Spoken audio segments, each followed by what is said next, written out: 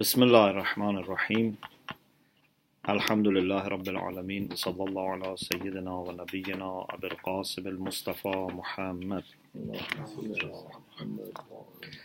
وآله الطيبين الطاهرين لا سيما بقية الله في الأراضين. I start with thanking Allah subhanahu wa ta'ala for having the blessing of having this session and to be with you, even if it is through internet, is a privilege, and we feel connected, alhamdulillah. And our intention is to share our resources and our ideas about Islamic understanding of bioethics, or some aspects of Islamic understanding of bioethics. And I very much thank my dear brother and great doctor and scholar, Dr. Zaidi. Yes. So we try to address some aspects that may clarify for those who want to understand where does Islam stand in issues related to bioethics or medical ethics. To begin with, I would like to start with different studies of ethics. And my own way of involvement in bioethics was firstly through my interest in ethical theory. And I have been doing my MA studies in Western philosophy, but then for my PhD, for my dissertation, I worked on After Virtue by McIntyre, as Dr. mentioned. And alhamdulillah, later also with the friend, we published also in the Farsi, the whole became Book of the Year in Iran. So then for PhD, I decided to work on ethical relativism. So in Manchester, I worked on ethical relativism, which is one of the important issues of theoretical ethics. But then I came to this understanding that more and more bioethics is becoming important because of advancement of technology. Now new things are possible, and these bring lots of moral considerations. And for religious communities, there are also religious considerations. So towards the end of my PhD, I started collecting materials from Islamic perspective, whether it be Shia, Sunni, anything that Muslim doctors had produced, scholars had produced, fatwas. And then after I finished my PhD in 2000, I started doing my postdoc on issues related to life and death. And then I started giving papers.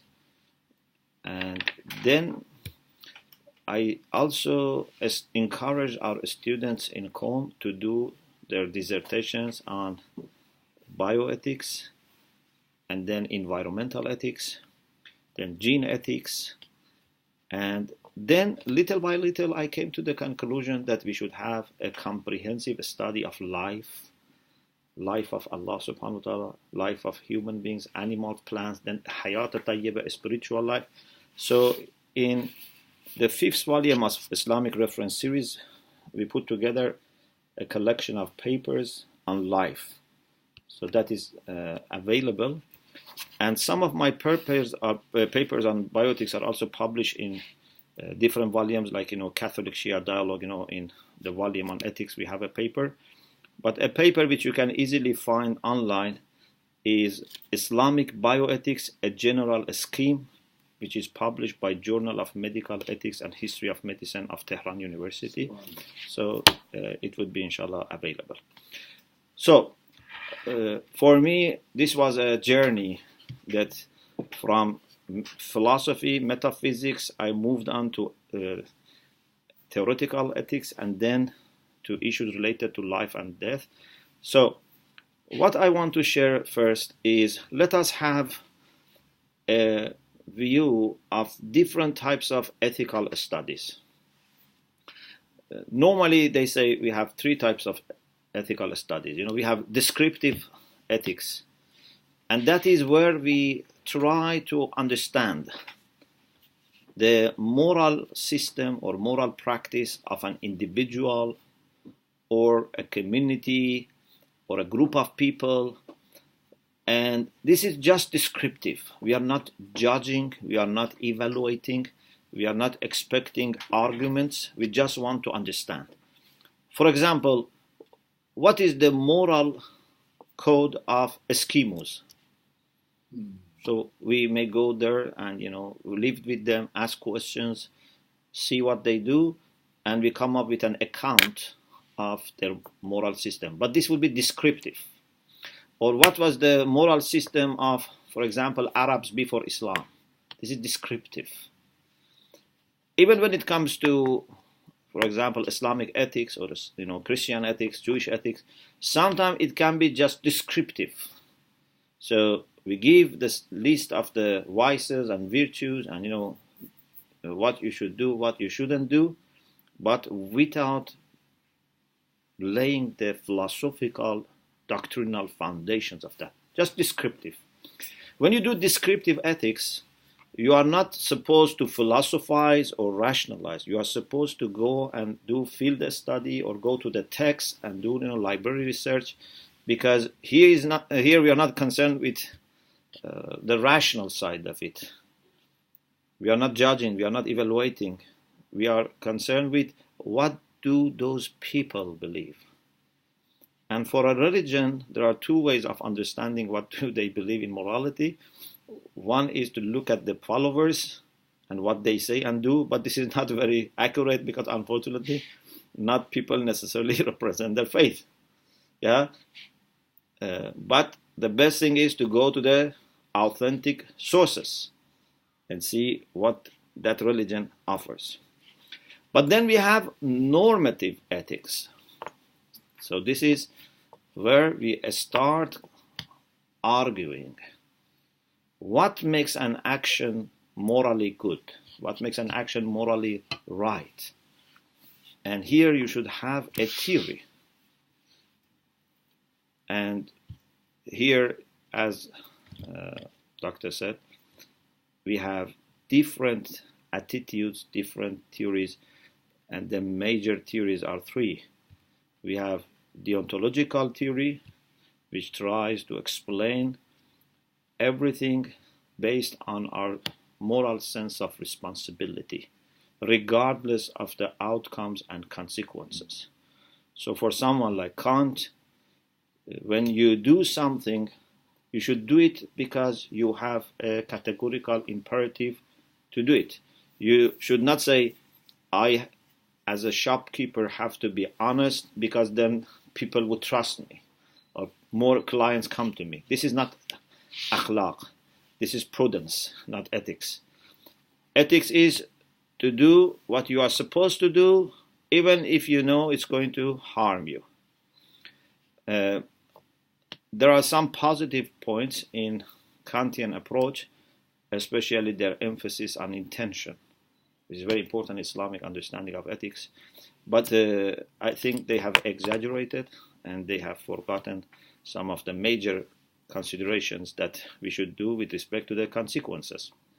But then we have the teleological, not theological, teleological approach, which tries to explain things based on the consequences. Of course, these are also themselves divided into egoist, altruist, universalist. There are different views.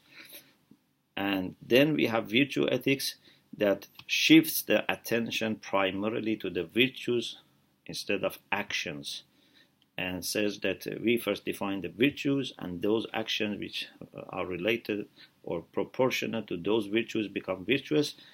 And Islamic understanding of ethics, I think, is teleological and virtue ethics both, in the way that in some of my lectures I have explained. We don't have time to explain that. So this is normative ethics.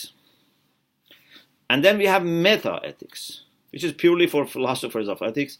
And that is, for example, to reflect on deeper questions. What does good mean at all? What does right mean? Or, questions like ethical relativism, or question about, for example, is it possible to argue from ease for out or for out for ease?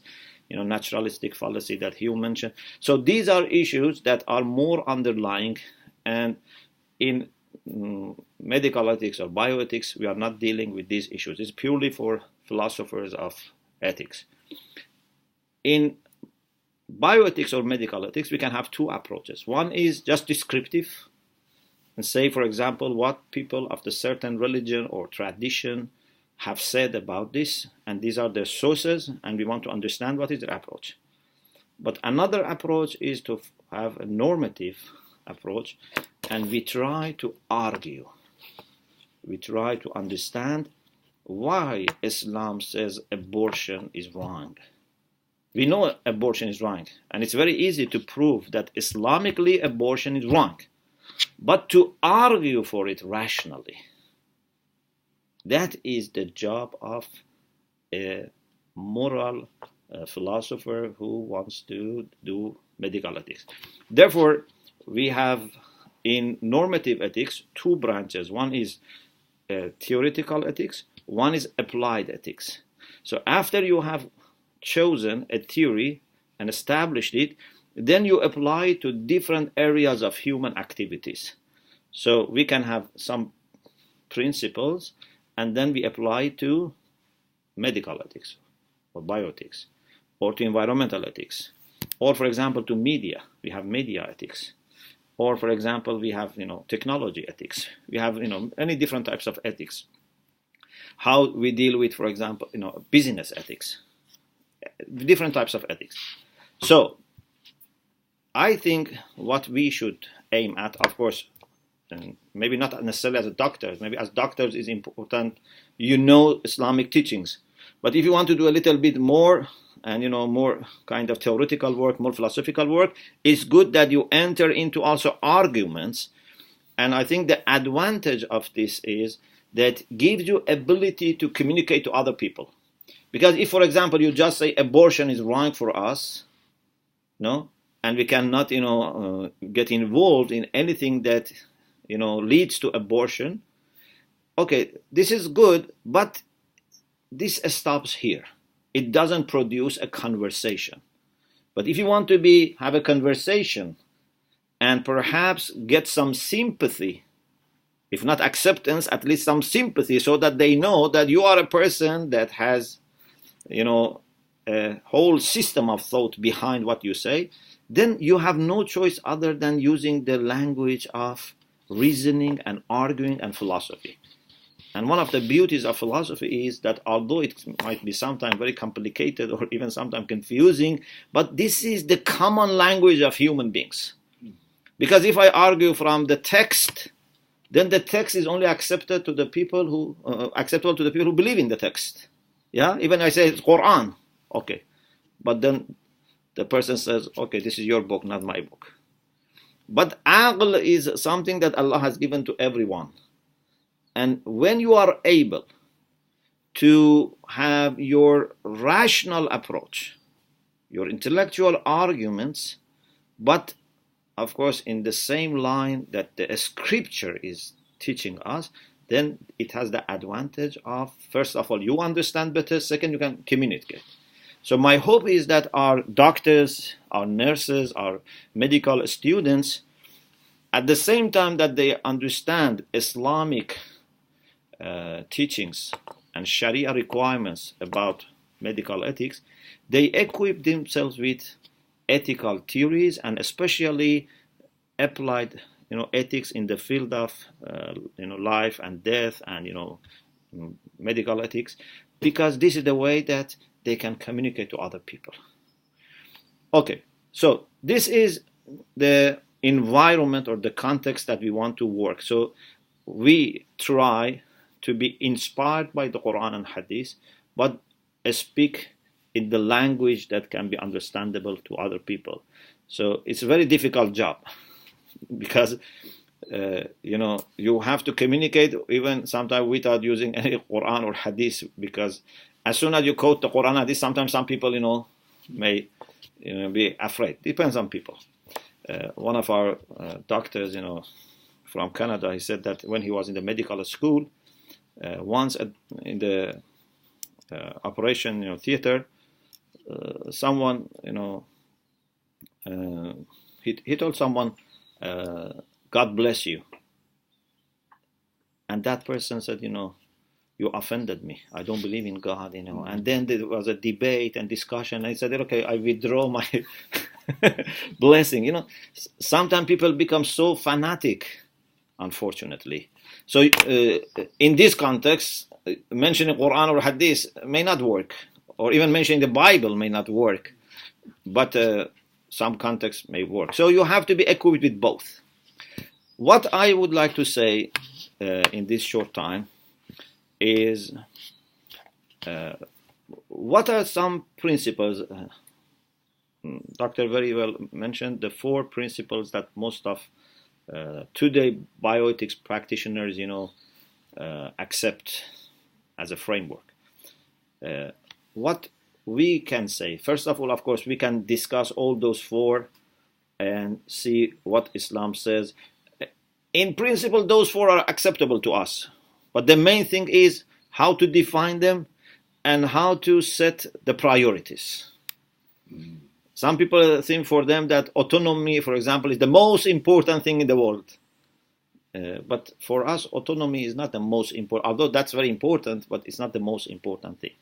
So, I think what we can say is that, first of all, we should understand that life in general and human life in particular is sacred.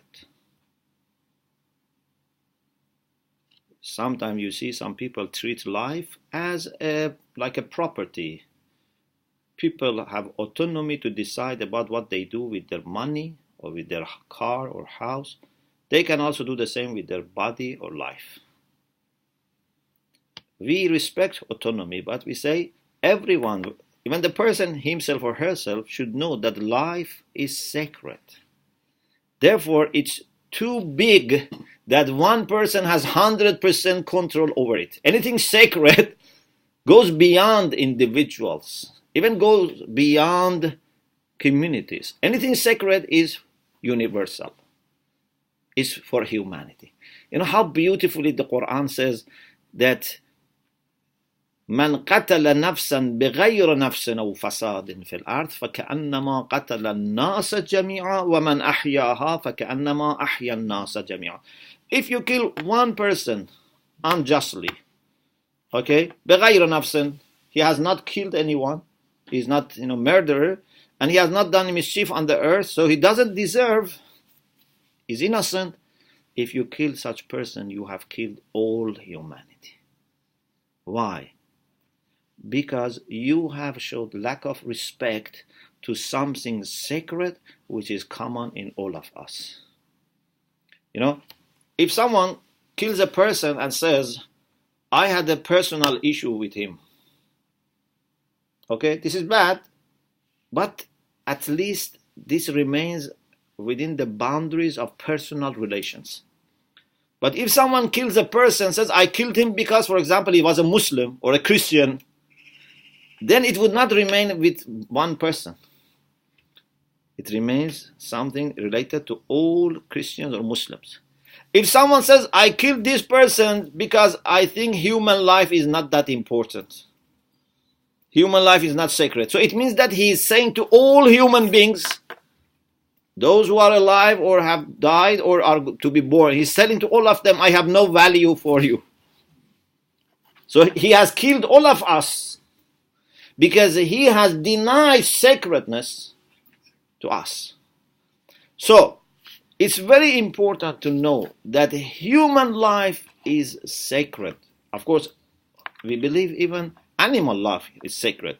I have a paper about environmental ethics, and I mentioned about how Islam is very, very careful about animals' well-being, not only physical well-being, even the way you treat animals with respect to how to talk to them.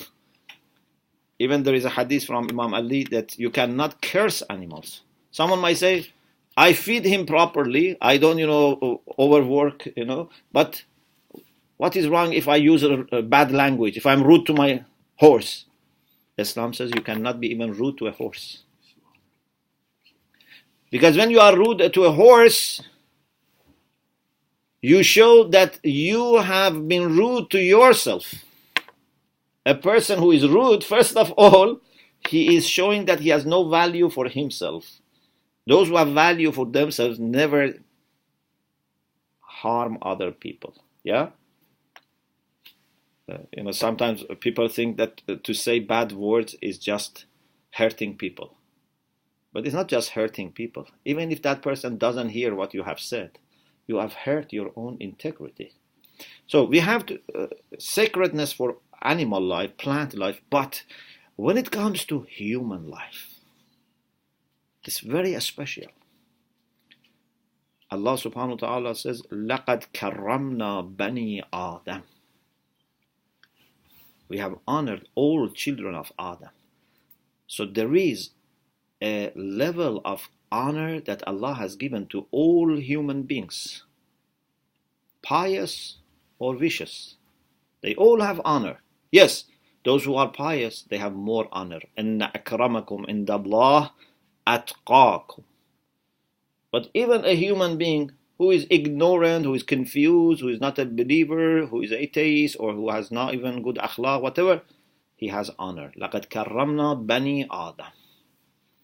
No one has the right to say, these people have value, these people have no value. These people I treat them, these people I don't treat them. When it comes to a doctor, he has to help all human beings. When it comes to suffering, we have to stop suffering of all human beings. Okay, so one of the things that we have to observe is human value, and to the maximum. And something very interesting is that human value is not only when a person has physical life. Unfortunately, in some or many, ethical schools, they think, okay, as long as a person is alive, he has value. But if he dies, you treat him as an object. You can burn him. You can, put him in acid. Once I read in a flight, that there is a person that has prepared a new way of disposing bodies. They put them in acids. And, in a kind of angle, and little by little, the body goes down. And this is all ignorance. How can you treat body of a human being like this? So they think when person is alive, he has value. After he dies, finished. Then, even not after he dies, when he's, for example, in a vegetative state, when he's in a brain death, again, no value. Then also before he is born, no value. Abortion can be done. Some people say, okay, no, just the first, for example, few weeks you can. I remember in Manchester, we had a course with one of the very famous, scholars of bioethics in UK. He's very famous. He's an atheist. And his idea was that a person becomes valuable, life of a person becomes valuable when he becomes self-conscious. Okay? Because, birth philosophically is not a significant point. You cannot say, for example, a few minutes before there was no value, now just because he's born is a value. Yeah? We Islamic say the beginning is when the spirit is created, not just the birth. Just birth is not philosophically showing big difference, So he was saying that we should find a point where life becomes morally significant.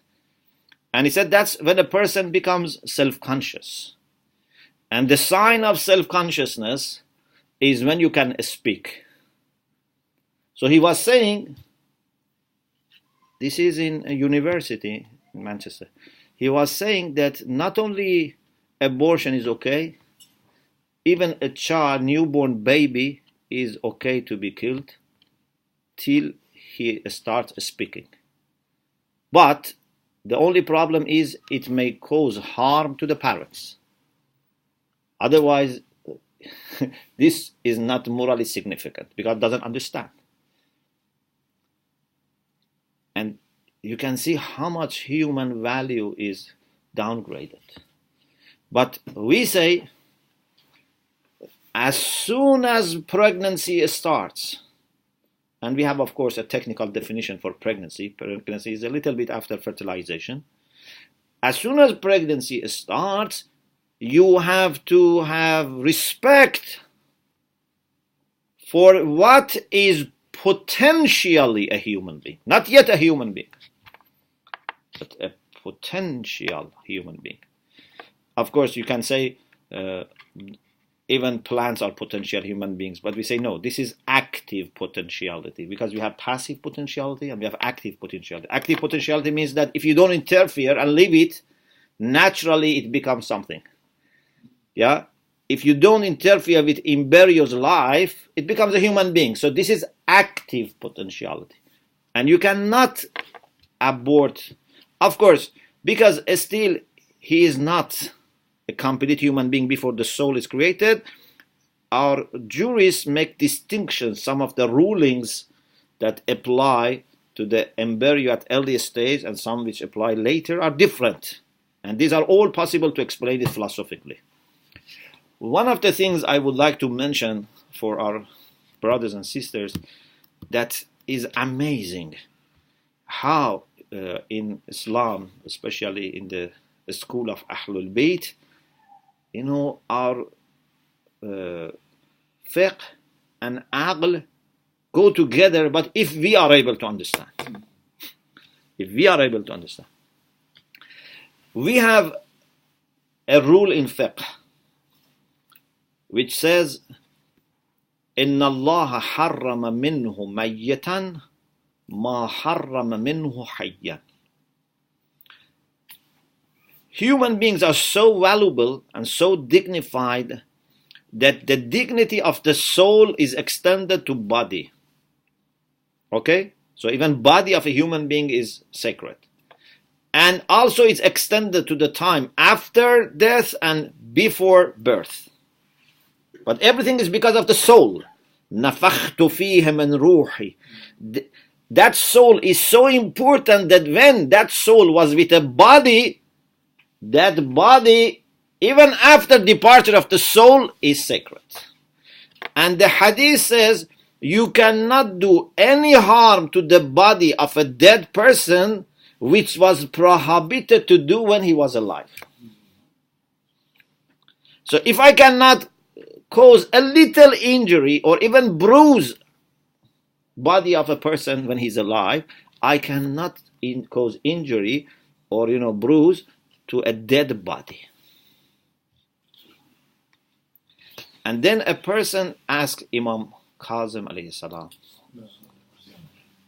that I heard from Imam Sadiq such a thing, people say that Imam Sadiq has said such thing, and that if you do something to a dead body, that if that dead person was alive would have killed him.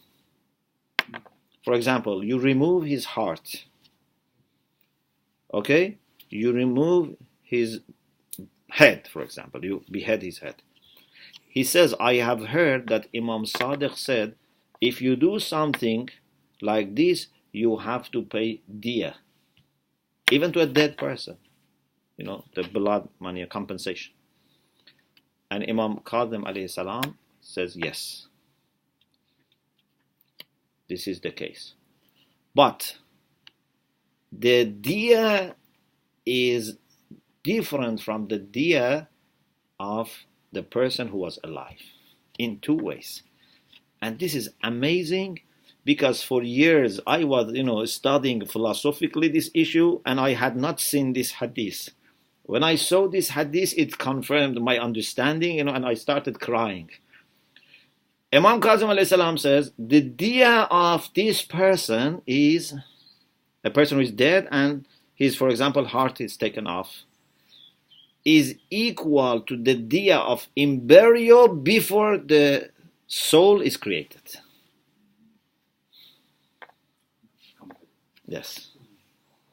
So it shows how life is sacred and how even before the soul is created and after the soul has departed, the body, whether it be the body of embryo, body of the dead person, has value and there is diya. Okay? Then the next question is, to whom we give diya? For the embryo, the diya is given to the parents. Of course, if one parent has killed the baby, then the other parent, yeah? For example, God forbid, if the mother aborts the child, yeah, she doesn't get the diya, she has to pay the diya to the father. But when it comes to the person who has died, Imam says the diya is not given to the heirs, to the inheritors. The diya will be spent on doing good things for the dead person. Because my money is for example, my family, my house, my books, whatever. But my body is not considered as something that they can expect something to come from this. My body is for me. Okay, so if someone does something to my body and has to pay diya, they have to do charity for me. It's amazing. So this is something that should be, I think, our great contribution to the field of medical ethics. People talk about human dignity and honor, I think, but still it's not enough. And I have also some ideas about even the main message of Imam Hussein for humanity, which would pave the coming of Imam Mahdi Ajalallah Ta'ala Farajahu Sharif. There's a long discussion, but my idea is the main message, the main legacy is honor. Even more than justice. Because justice includes many things. But the first right of people to observe, which means the top priority in justice is the people's right for honor, which is more important than the right for life, or job, or freedom of religion. Honor. So I think we have to work hard on this in our studies, in our teachings, in our writing, but also in practice. We should show that we have, this respect for every human being. If we have this much respect that Islam teaches us, when it comes to abortion, euthanasia, to brain death, body, then people would not dare killing other people. If, for example, sometimes we say, keeping a person in this condition in the hospital is very costly. Yes, but you are educating millions of people that we have so much of value for human being that we are happy to spend money. Of course, if someone else is in need of that machine and we can save him and we cannot save this person, those are other issues. But don't be worried about cost when the result is demonstrating our maximum respect for human life. So, this is very important, I think, aspect of human, treatment, the way we treat human beings in Islam. The other thing is, we should know that this is also a trust. This is not a property even of the person. I cannot say, I own my life. I own my body. Something which is sacred has no owner. Do you accept? When something becomes sacred, has no owner. Sacred things, you cannot take them to market and sell. Can someone, say, I want to sell Kaaba? You cannot sell Kaaba because it's sacred. Even, in many traditions, for example, when an item becomes very special for them, they don't let people, to buy and sell. For example, if there is a remaining piece of, I don't know, a dynasty, yeah, you cannot sell, or this is a part of the history of that country. You cannot sell the history of the country. The thieves may try to steal, but people don't accept. Our life, our body, are trust of Allah subhanahu wa ta'ala. And therefore, it's very difficult for us. We can try, to, have, communication with people who don't believe in God. But it's very difficult, for someone who doesn't believe in God to understand our attitude towards human life. And, and we should try to at least make this clear, that this is a gift, at the same time a trust, not just gift. Because people think, if it is a gift, I can do with gift whatever I like. But we say no. Gift is also trust. Yeah? If I gift you something valuable and sacred, for example, if there's a very old manuscript of, for example, something written by Avicenna, it's a very old manuscript. If I give you as a gift, you cannot burn it. Yeah? Because this doesn't belong only to you. I made it available for you to use, but in a responsible way. So, another aspect of Islamic bioethics is to believe that this is a trust from Allah subhanahu wa ta'ala. And Allah subhanahu wa ta'ala will question the doctor, the nurses, the relatives, the patient, and the entire human society about every single person. If doctor, nurses, hospital, community, government, relatives, even the person himself, if they don't take care of this life, we will all be questioned. We cannot say, I had no role in killing him. It's not just enough not to kill people. You have to save people. Yeah? So you cannot say, no, I didn't kill him. No, it's too little. You have to do your best to save. One of ulama said something very interesting. In Islam we say, when you are pleased with something, you are responsible. Yeah? Whenever you are pleased with something, and we say in Ziyarat Waris, Sami'at bidhalika wa raziyat bih. So when you are pleased with something, you are responsible. So sometimes people say, for example, someone is dying and has no treatment. They say, we are not pleased with his death. But what can we do? We have our own life, family. And he was saying something nice. He said, when your child is in need of treatment, if you are pleased with his death, you don't do anything. But since you are not pleased with his death, what do? If you have money, you spend. If you don't have money, you borrow. If there are no people to lend you money, you beg them because you are not pleased. So the sign of not being pleased is you do your best. When it comes to other people, we say, easily, I cannot do anything. And I am not pleased with his suffering. No, you are pleased with his suffering because you didn't try hard. So we as society are also responsible to do our best and not to be pleased with one person, even one person dying because has no medicine or no treatment. Unfortunately, when it comes to general policies of the world, you see, when the governments reach public health, somehow, some governments become very miserly. But when it comes to security or weapons and military, these type of things, they are very generous.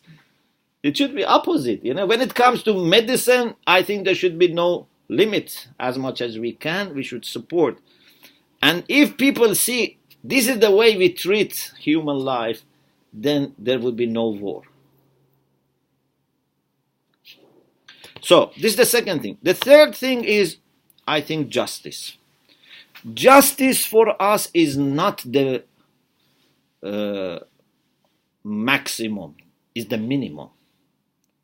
You know, some people may think the best thing is to have a just society. And we say no. Justice is just the minimum. Without justice, we cannot function. But if we have just justice, it's not enough.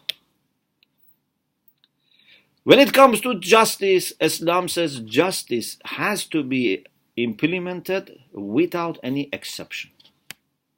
Never compromise about justice. Even when it comes to the enemies of God, not enemies of you. You know, sometimes you have personal enemies. Personal enemies are not important. Even if someone is enemy of God, you cannot deny him justice. لا يجرمنكم شنآن قوم على ألا تعدلوا اعدلوا هو أقرب للتقوى. If just this was practiced in the world, if Muslims and non-Muslims just practice this ayah, don't do zulm even to enemies, most of problems of the world would have disappeared. Sometimes I say, suppose you are principal of a school and you are going to register the son of Yazid. You cannot do zulm to the son of Yazid. So, you know, I hate Yazid. Yazid is an enemy of God, and therefore I don't want to register his son here. You know, sometimes when two communities are bad with each other, you know, they do so much zulm. If one person from one community has killed one of us, we cannot do zulm to the rest of the people, or, you know, kill other people, you know, from the same community or tribe or whatever. Justice has no exception. But then is ihsan. Inna Allah ya'muru bil adli wal ihsan. Justice is not enough. Justice is just like fixing the walls, but you need furniture. Yeah? If you have very secure home, but no food, no love, it's not enough. We need to have ihsan. But in my understanding, justice can be enforced, ihsan should be recommended. Oh. Yeah, you cannot force people to be kind. That is not kindness. You know, if you know this person is giving you water because he's worried that he would be put in prison because if he doesn't, this is, unfortunately, what we sense today is we may receive services, but it's void from love. Therefore, in Islam, ihsan is not physical. Ihsan comes from heart, but is seen on the hands. Yeah? So you receive something. You just say, I love you, but I don't do anything for you. This is not ihsan. But if you do something for me, but without love, this is not ihsan. And this is where bir comes, because bir is the condition of the heart. Bir is the condition of the heart. So, bir comes with ihsan. If there is bir, comes ihsan. And actually, ihsan also establishes bir further. لَن تَنَالُوا الْبِرَّ حَتَّى تُنْفِقُوا مِمَّا تُحِبُّونَ. You cannot just sit somewhere, do nothing, and expect to have bir. Bir needs to do something, especially something difficult. Bir means you have to give what you love. If you give what you don't love, or if you don't give what you love, you cannot have bir. So we should have justice, but it's not enough. We should have ihsan. Okay, to whom we should have ihsan? To family members, to our own, for example, fellow brothers and sisters in faith? No. ihsan is also for everyone. But there is a difference in my humble understanding between justice and ihsan. Justice for all, even enemies. Ihsan for all, but there is exception. Unless that person through your ihsan is going to do zulm to other people. So for ihsan you can put a limit, but for justice no limit. Okay? So for example, if there is a person that if I give him money or a car, he says, could you give me a car? Could you lend me some money? I know that he is going to harm. For example, he is a drunk person and he is going to buy alcohol and drink and he's going to harm himself or he's going to harm other people. This is not ihsan. Ihsan is not just giving. Ihsan is to do the best for that person and for other people without having any concern that you are losing your money or time. So for ihsan, there is a limit. Allah subhanahu wa ta'ala in the Quran says, لن ينهاكم الله عن الذين لم يقاتلوكم في الدين ولم يخرجوكم من دياركم أن تبروهم وتقسطوا إليه. If there are people who have no faith, you can be good to them. You can have, bear, you can have qist, and with them, everything. The only problem is with the people who are killing and sending people into exile. Okay? These people who are aggressive and hostile to the innocent people, don't do ihsan with them. Okay? But don't do zulm. Zulm has no exception. Always is bad. But ihsan, there is only one exception. And that is if your ihsan is going to cause further harm for humanity. This is why the Quran says, تعاونوا على البر والتقوى ولا تعاونوا على الإثم والعدوان. Very logical. And the other issue, which now becomes very clear, is no harm or, non-maleficence, لا ضرر ولا ضرار في Islam, which becomes very obvious because with this approach, it's obvious that you cannot do any harm. And I think if we, inshallah, manage to,